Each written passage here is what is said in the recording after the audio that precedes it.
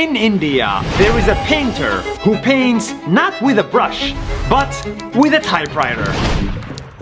I'm Gurumurthy. I make art on typewriter. Gurumurthy used to be a banker and art was his hobby. His paintings were nice but unsuccessful until he had a crazy idea. Why don't I use typewriter for making artwork? But it was a lot harder than he thought because typewriters have no erase buttons. A little mistake means you must start over.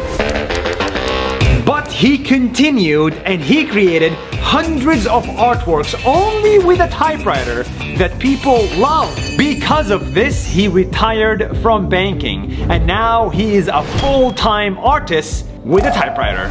Gurumurthy is an example. If you want to stand out from the crowd, you gotta do things differently. That's 1 minute. See you tomorrow.